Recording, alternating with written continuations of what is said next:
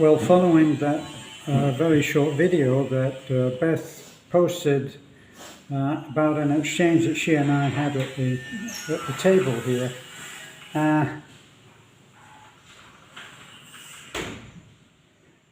just waiting for it to go out. I felt that I had to, and the flood of comments that came in because of Teleclick, okay? So let me try to introduce a little sanity into the proceedings, okay? When Taliklik started to complain about stomach pains, okay? Now, first of all, you have to set this up. You are probably watching this from what I have now come to call foreign land, and that's the West. And it is true to say that unless you've been to the Philippines, you have no idea of the frame of reference that people use here. It's not that it's not the whole thing about the third world country. That's not the point, because some of the finest hospitals are in the Philippines. In Cebu, they have I think it's called the Changhua Hospital, and it's run by a Chinese group, and it is a state-of-the-art hospital. And when we've had other patients that needed the kind of expertise that they have there, we've taken them there to Cebu. Now, we are in the province, and that has to be set up, and you have to understand that this is the same planet, but it's a different world. It's so far different that you, as I say, unless you have been here, and been here for a while, and been to the real Philippines, and not to somewhere like Boracay, where you're living in a 3, 4, 5-star hotel with people that you want something, and you go, and they'll come and they'll give it to you. Now, it's not that world. This is a different world. This is, to make you understand, when we first arrived, and when Beth and I first connected, and we were waiting to get married. It took us 2 or 3 months to get married because of paperwork. There's another thing. And while we were doing that, they introduced electricity into Bohol, to the outer lying districts, which is where Nanay and Beth's family live. They live in the mountains of Burgos. Now, these are not the Eiger sanction. These are mountains which to anybody else would be called hills, but they're at that level above sea level that they are classified as mountains. So they live in the mountains of Cebu, so hundreds of square miles of rolling hills. Now, she had not had electricity in 48 years of living in Bohol. So Nanay arrived at that place, and they lived in a tiny little house. I mean tiny, probably 10 feet square, 10 feet by 10 feet. That's 2 people lying head to toe, okay? And she got electricity. She had never had running water. When we first came, we had to walk down to the well. We put a pump in, we used the fact that they've got electricity, and I took a photograph of Nanay turning the faucet on for the first time in her life. Welcome to our kind of Philippines. Now, we went first with Taliklik, back to the subject. We went first with Taliklik, and we took her to the hospital in Talibon. Now, they can do an ultrasound there, which they did. They did the ultrasound, and they saw something which they considered might be appendix, that she might have to have her appendix out, and that was what suggested, and this is what carried her forward. So we upped and left the emergency room in Talibon, and we went to Ubay. And what I consider from my exchange with her was a very efficient doctor. And she examined Beth, she examined Taliklik, and I was there when she examined Taliklik, and she pressed Taliklik's stomach in the appropriate places, and she had a special technique which I hadn't seen, where she pressed like so and left very quickly to see what the reaction was. Now, she had read the ultrasound results, which we took with us, and she spoke to me and she said, I'm not convinced that this is appendicitis. And I remember saying on video later that I had said to her, I don't seem to hear very much about people having their appendix out anymore. And she said, well, yes, we do quite a few appendix removals here.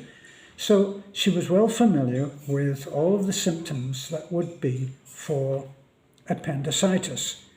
Now, before they're going to do anything, as backward as they are, I'm being facetious now, they do a series of their own tests.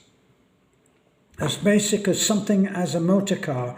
If you went to first one mechanic and he said it's the angle of the dangle, and you were not satisfied and you went to another mechanic, he would do his own assessment. This is fairly obvious. So she ordered the tests. Now, I mistakenly thought that they were going to do an MRI. They weren't. They were doing a CT scan. So she ordered an ultrasound and the CT scan. Now, when I spoke to Talik, I didn't see that doctor again, but when I spoke to Talik, I said, what has happened? Now, bear in mind that Taliklik is not the most communicative person in the world when it comes to English. So she told me what she could to the best of her ability. Now, just to tell you just how communicative or lack of it that Taliklik can be, I took Teleclick everywhere with me when I first arrived. Her father had died and she and I bonded in a special way. She used to come with me on the motorcycle, and later she came with me in the trucks, both the little red and the big blue, and she was my companion. She helped me by holding tools when I was building the red house. We are close. I have been her daddy since her father died, and she wasn't close to her father anyway. So she bonded with me. But she never talked. So allowing for that in how you listen to what I'm saying now, I asked her, what did they do? She said they did a CT scan and they did an ultrasound. So they did an ultrasound again, she said, yes. And the results, she said the ultrasound was clear. The CT scan was clear. So now they've got a diagnosis waiting on uncertain data. So they're going to do more tests. Now we are living a drive away from where she is in hospital. So the Philippine way is to have a supporter with you in hospital, because the nurses, as I've said before, are not there to do what would perhaps be regarded as hotel services. So they do the medical side of things, and you have somebody there, a relative or a close friend, who can help you whenever you need anything. You need food, you need an extra special thing, you need what? All of these will be done by your supporter. And then if it's medical, you call a nurse. So we're in what they call a public hospital, which means it's funded by the government. Now, if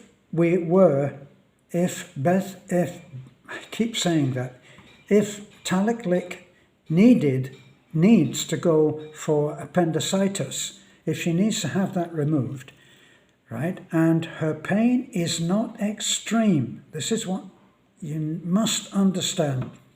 I was there when the doctor said to her, on a scale of 1 to 10, what would you say your pain was? And Taliklik said, to my amazement, said 5,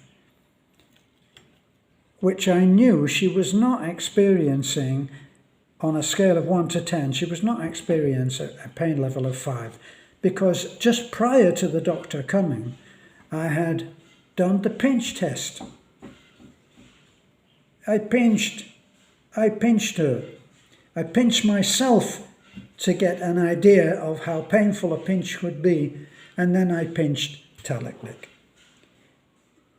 If she was at a 2 on a scale of 1 to 10, I would be very surprised. But she said 5. I said to the doctor, I don't think it's 5. And she understood that.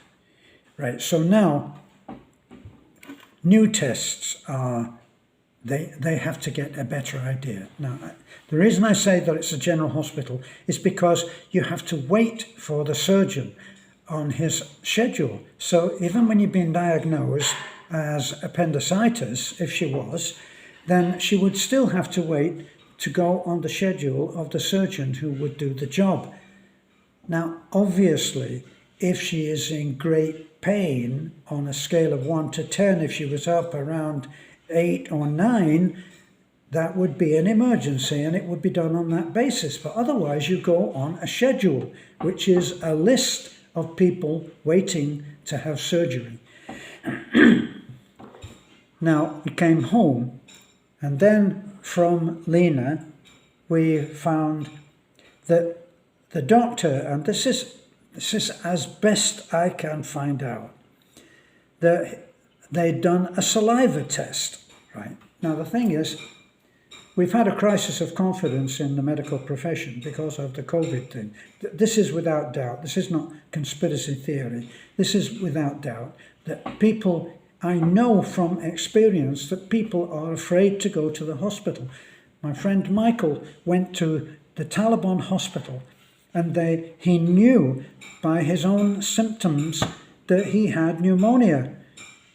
They wouldn't test him for pneumonia. This is at the height of the pandemic. Now, they wouldn't test him for pneumonia. He said, I have pneumonia. He said, we have to test you for COVID. He said, I don't have any symptoms for COVID, and I'm not going to be tested for that. That's when they were doing what I consider a very invasive kind of thing, where they push something that is about this. This is a spoon, right? And from what I've seen, the swab test is going up the nose. Look at it. And they push that right up into your brain, as far as I can see. He refused to have that. They would only test him for COVID. This is at the height when they were getting paid, and this has been shown to be true as well. So, when we got there with Taliklik, I made it clear to the nurse that was there, I said, she is not to have any jabs. She has not been jabbed for COVID. She has no symptoms of COVID. She is not to have a swab test. By this time, things have calmed down, so they're not giving the swab test anymore. They do a simple blood test, which is what they did for Taliklik, and she was negative on that. There's no sign of COVID. So now we're back to the saliva test. And the saliva, what they do is, well, let me tell you that when I went to the doctor, I was coughing and I had a lot of mucus. I went to the doctor, I said, do you think I've got TB? TB is rampant in some parts of the Philippines, and so they're very careful about TB. You can go in and have a free test at the medical centres for tuberculosis. If you think that you have it, they'll do a free test. Now, the treatment is even free for TB because it's airborne and it's easy to contract.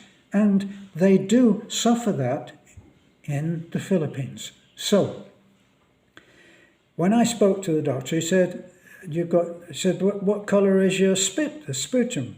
You know, he said, if you've got mucus, Well, what colour is it? I said, it's white. It's clear, white. He said, you haven't got TB. But Talik is in hospital and they want to make sure about everything. So they've given her a more extensive test for saliva.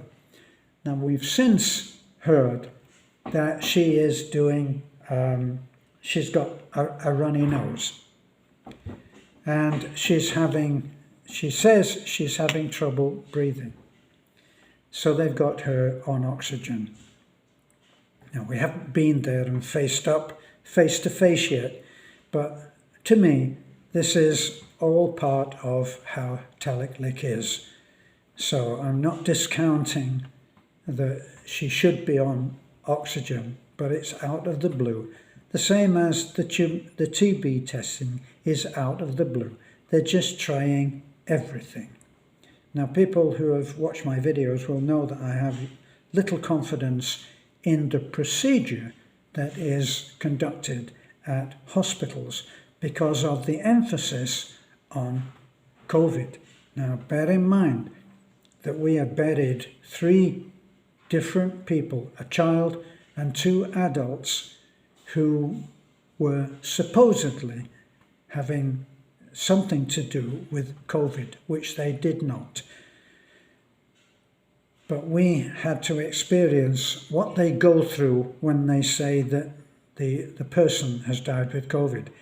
The fact is that they will give a poor family who are dirt poor, and I mean that, living on a dirt floor, if the person has gone into hospital and they've died, they will be very persuasive by saying your hospital bill is free if we put this down as something to do with COVID. Now, we know this for a fact, and we have our friend who is an expat, Michael, my best friend. We know how they deal with people when they go in, and we've had this several times. I've taken Beth down, so we know that there is some confusion. Now, to add to all of this, we've had Talik's mother, who was being taken by Julio, a cousin, was being taken to the hospital. They had a low-speed fall, right? So they had an interaction where they were at a T-junction and Julio didn't know quite how to act. He ended up dropping the bike, and Lena wasn't wearing a safety, she wasn't wearing, not a safety belt, she wasn't wearing a helmet. So she banged her face, she got a chip to the chin bone, the jawbone, she needed stitches across here, and she's lost 2 teeth. So much for my argument about how everybody should be wearing a safety belt. But I'm getting off Talik as well. But this is all part of the confusion. So we were called out when Lena said that she needed us. We went down there. She was already at Taliban, and they didn't have anybody there that could do dental repair. So once we arrived, we found that out. We then drove on to Ubay, which is roughly about an hour away. We drove on to Ubay. Now, they looked at her. She has some dental work to be done, but there's the ultimate confusion where, as a mother, she's more concerned about Teleclick. So she's wandering around and she's got this mess to deal with, and I'm trying to say, well, we know the situation with Talik. She's safe in bed. She's got somebody there with her.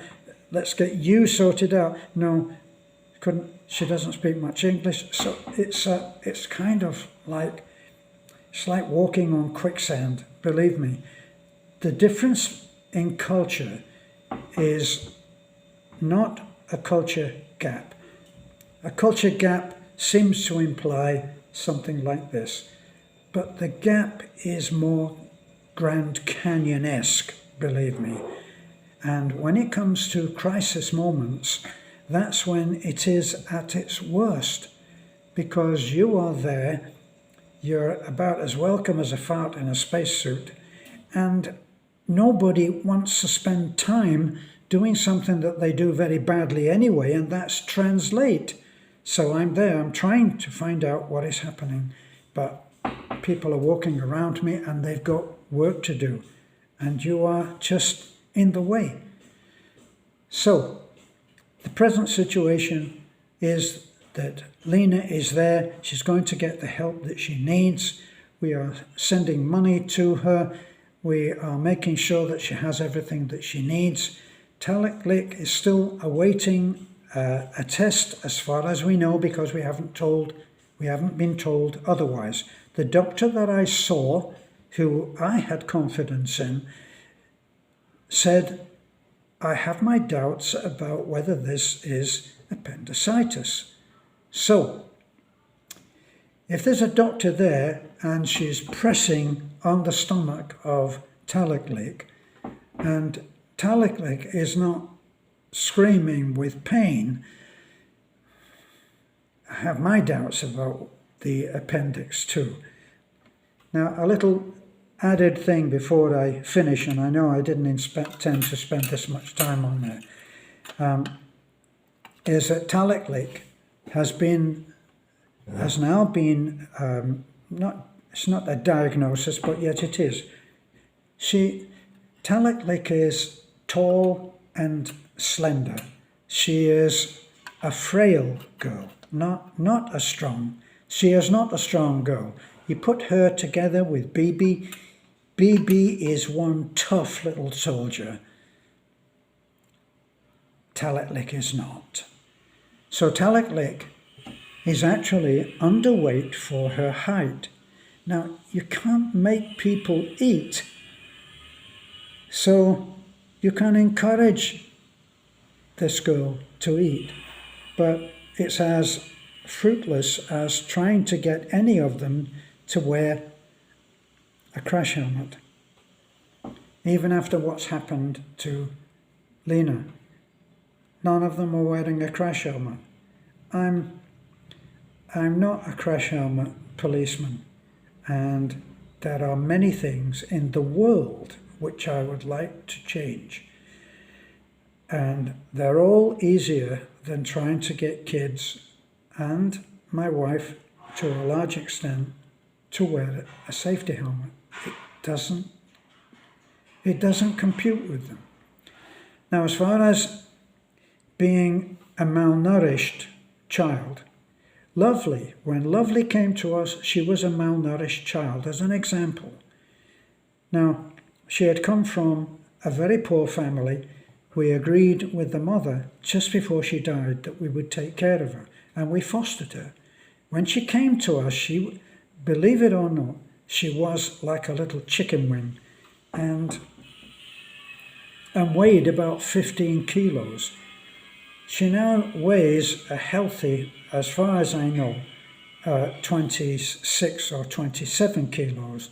I actually lifted her the other day onto the truck, and my God, she's no longer malnourished, but she eats like a horse. She enjoys eating, so you don't have to tell her to eat. Taliklik is different. She is a frail thing.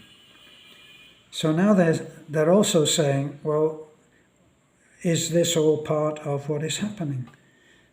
So for those of you who are worried, please temper your comments on the understanding that Taliklik is reading those comments. Now, I've deleted a couple of comments that made terminal suggestions. I'm using the word terminal because I don't think that Talik will understand what I'm saying. It's not a word that would come within her vocabulary.